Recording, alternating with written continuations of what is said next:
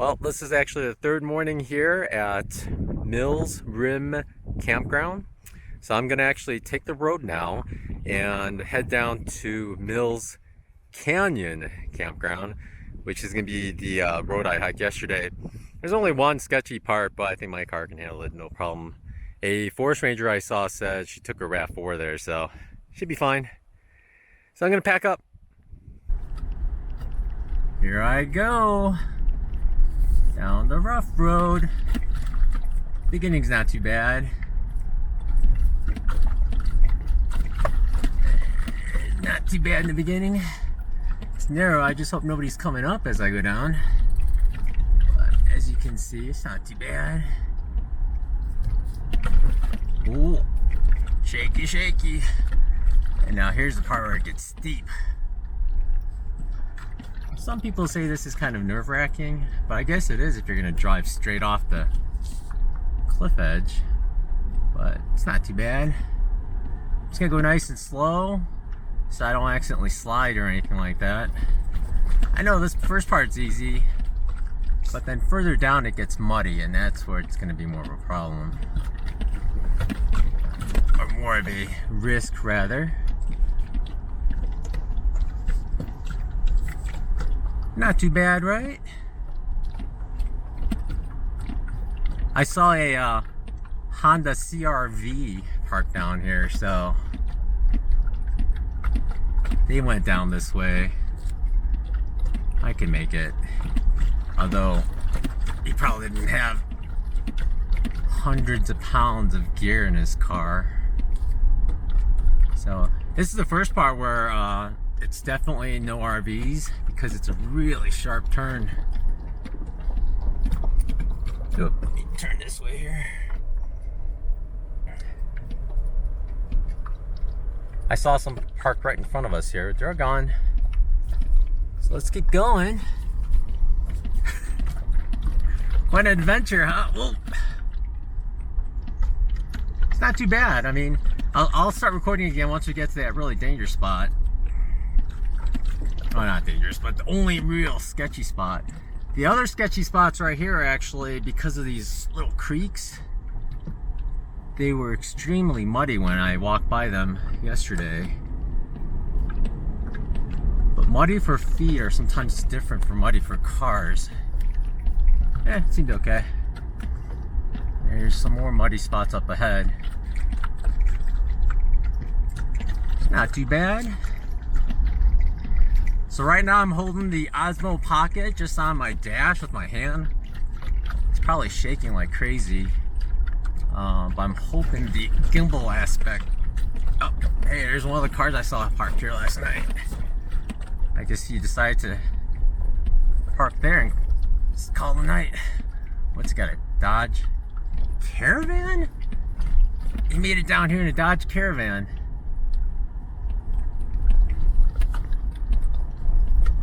Oh, here's some ice right here. Mud and ice. Big drop off on the right.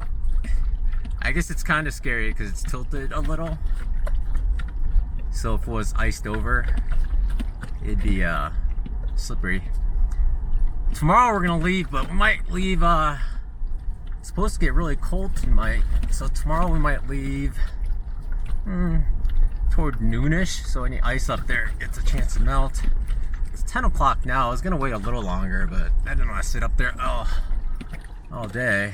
All right, I think this is the. Oh, actually, this isn't it. But the next part coming up is a really sketchy spot. So far, it's been easy peasy. I've been just sitting on two-wheel drive because it's all down so far, so it's not so bad. The minivan that was coming up on the road when I was coming down, they had a turnoff spot just behind them, so they reversed and pulled into it and let me pass. That was nice of them, because I couldn't remember how far back the last turnout was for me. I would have to go back for quite a while. But we are still going. I don't see any dust kicking up, so I don't think there are any cars down there coming this way. So we are gonna keep going. What's funny is as I turn my wheel, the gimbal head stays in the direction I'm going. or I was going, and it slowly catches up to me. But yep, I still don't see any dust, so I think we're good. I don't see any shiny things moving. But there is a Canadian river below. Lowest point down below is, I believe, 5,200 maybe, because I think it was only 500-foot gain altogether. But so it was good little hiking. First time I actually had to climb 500 feet in a long time. So it was a good little hike. 5 miles or so.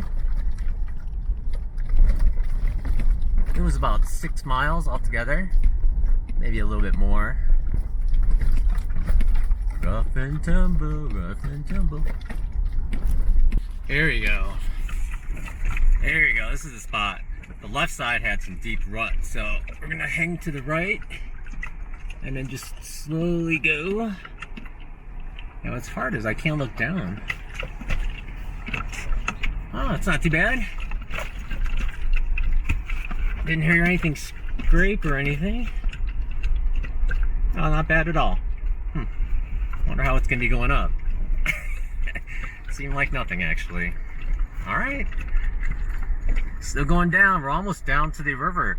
Once we're down to the river, it's pretty flat and easy. Still on 2-wheel drive.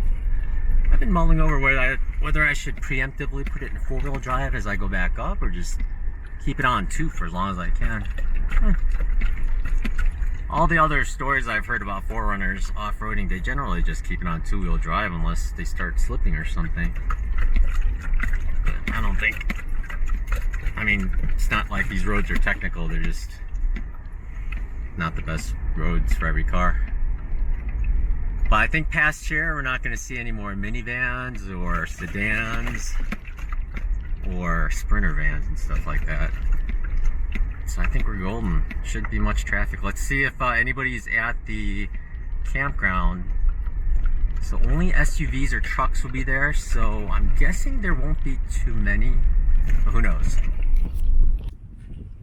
Made it down here, and look, I got my footprints here. I don't see any other human footprints, just a lot of animal footprints. I don't think too many other cars come down here. There's my car again. I was gonna park it right here, but I decided to leave it up there because it's sunny over there. I was looking for a campsite where it's not too windy, where all the brush, like over there, is pretty nice. But I'd like to find a spot that's not too windy so I could use a wood stove, but it's windy everywhere. It's not too windy over there. But I'm actually looking for sunny sites so my solar can charge up. So I don't want to park over here. It's way too shady. Or shaded, rather, not shady. So it's getting sun there. A ranger told me yesterday that there are no rattlesnakes out because it's still winter time, so they're in their holes. So it's kind of nice. You don't have to look out for them as much, really. But look at the views here. Look at those rocks back there. It's pretty amazing. It's really nice being up high for the views, but sometimes it's really nice being real low because you look up at all the things surrounding you. It's beautiful. I fired up my Solo Titan to cook up a whole bunch of rice. It is so windy today that I didn't even bother trying to film it as I did it because it was just a constant fight to feed the fire. And it took a lot of wood to get. I cooked up a good batch so I can have lunch and dinner. Maybe a little for breakfast. I don't know, there's a lot in there. So I'm going to eat a little bit now. I'm going to let the rest of this wood burn off, but it's so windy over here. I actually set it in the fire pit here because it blocks some of the wind at least. And I don't have to worry about the bottom scorching anything, but it is just, well, the Titan is enclosed on the bottom, so it's not like ashes will drip out. I didn't want it to scar anything with the heat. Pot and letting the rice and lentils kind of stew in the hot water. And it should be ready right away, actually. So I'm gonna eat.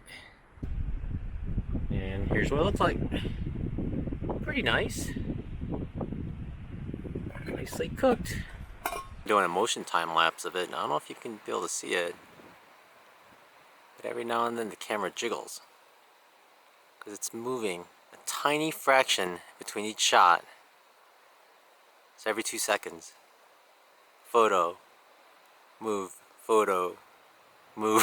It's pretty crazy. So right now I got this thing set up on this crazy tripod because it's super windy right now. I do not want to risk it falling over. There's probably a 0% chance that this will fall over. Yeah, I think the car is gonna roll over before this thing falls over.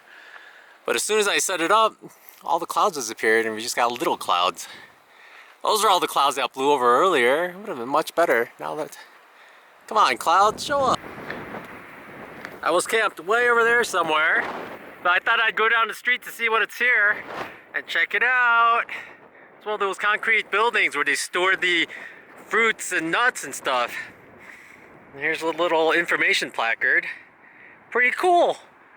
Looks like there's a trail going right up to it, so I'm gonna go up to it and explore.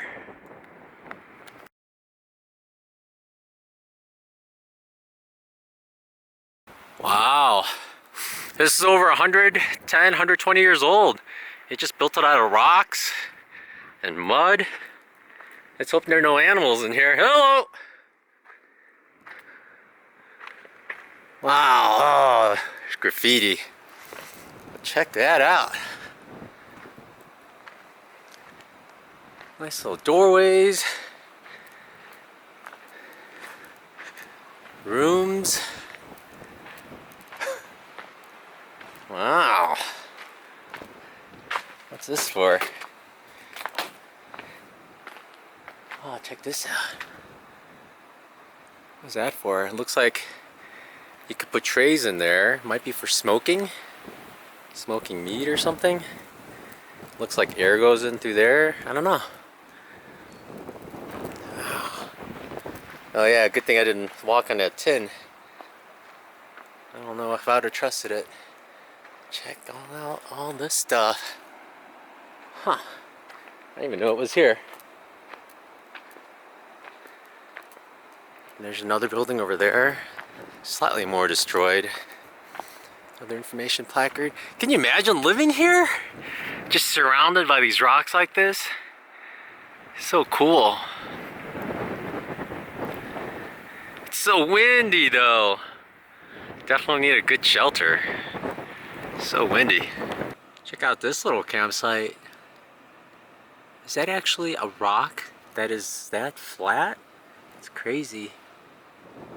Of course, this is a non-forestry created campsite, so there's broken glass everywhere. I'm gonna go back. The road's getting all rougher, but this is a nice little alcove area. Flat area for camping out. Cool. Up straight in front of you, that is Capulin Volcano National Monument. And as I don't know if you could see it on the video, but there's a road that goes all the way around in a big spiral to the very top.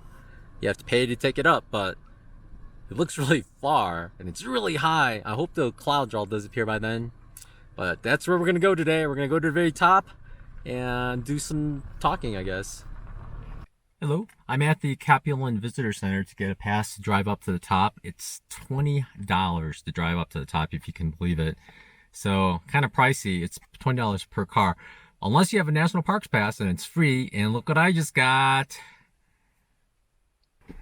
So I got my annual pass. If you're a veteran and you have any % disability, you just take in the letter, print it out, and you just bring it in there, and it's free. It's unlimited, lifetime as well, not annual, so you don't have to renew it. And saved me the $20 of paying to drive up now, so pretty sweet deal. So if you're at all disabled and you're a veteran, bring in your letter, go to a national park, present it, and get your lifetime National Parks Pass. Worth it. But now, let's drive up to the top. I got all my cameras out ready back there so I can get ready. It's going to be 5 degrees cooler, so it's 21 right now, so it's going to be about 16, 17 degrees up there. So I think I have to put socks on when I get to the top. But get this! You could drive up to the top, park at the rim, and there are trails that go around the rim and into the crater and out. I'm totally going. This is going to be a great day. All right, I'll talk to you later.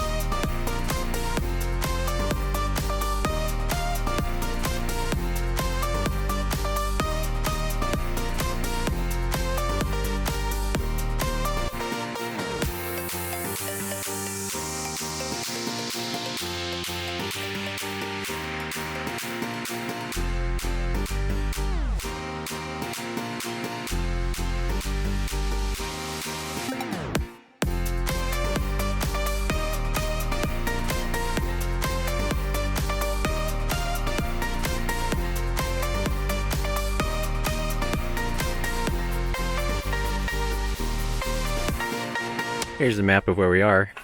As you can see, we are here. I'm just going to take this trail around and then go down to the bottom and then come back. But here's the road that we took all the way around. Pretty cool, huh? Very cool. So let's take this trail. It's over here. Let's see how much the camera's going to bob as I take the stairs. It is cold. I should probably have worn a hat. Beautiful day.